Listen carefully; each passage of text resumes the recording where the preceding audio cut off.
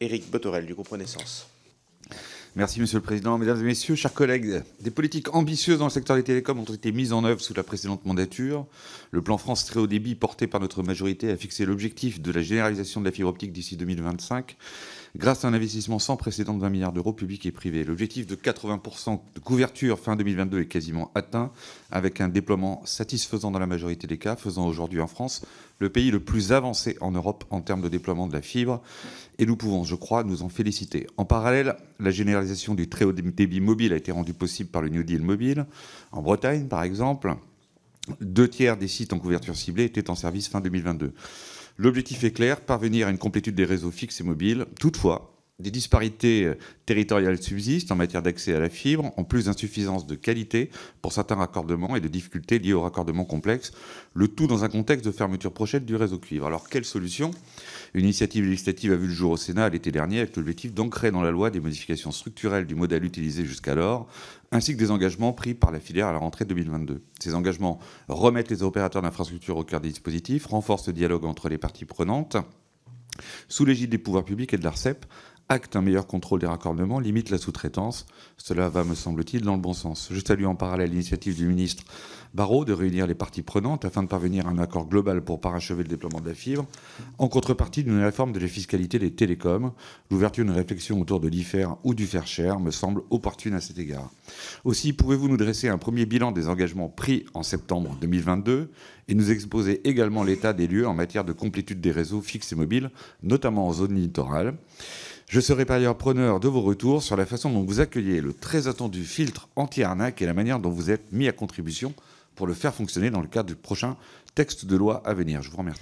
Merci, monsieur Bothorel. Donc, au sujet, tout d'abord, de la complétude de la mise en œuvre du plan donc, qui a été arrêté en septembre 2022. Donc, nous avons tous limité les rangs de sous-traitance à 2.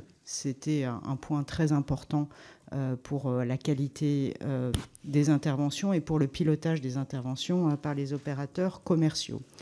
Nous avons tous aussi commencé à mettre en œuvre la certification et les dispositifs d'auto-certification des intervenants.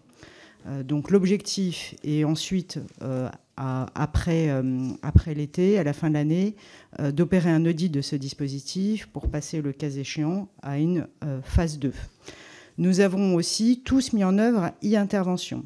E-intervention, c'est un dispositif très important puisqu'il permet d'identifier celui qui est intervenu sur le point de mutualisation, de transmettre immédiatement l'information sur le respect des normes à l'opérateur d'infrastructure, à l'opérateur commercial, et ensuite, pour chacun, d'intervenir sur le point de mutualisation pour opérer les éventuelles déconnexions et les traiter le plus rapidement possible.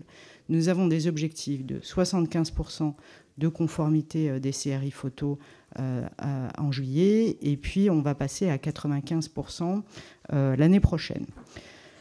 Sur la reprise des infrastructures, ça c'est la qualité de l'art qui est importante pour que toutes les prises soient correctement reprises. Sur la reprise des infrastructures, il y a un plan extrêmement ambitieux. Orange vous a déjà donné quelques chiffres pour ces réseaux. Il y a des plans qui ont été certifiés par l'ARCEP et qui sont mis en œuvre en associant les collectivités territoriales dans les quelques réseaux qui sont accidentogènes.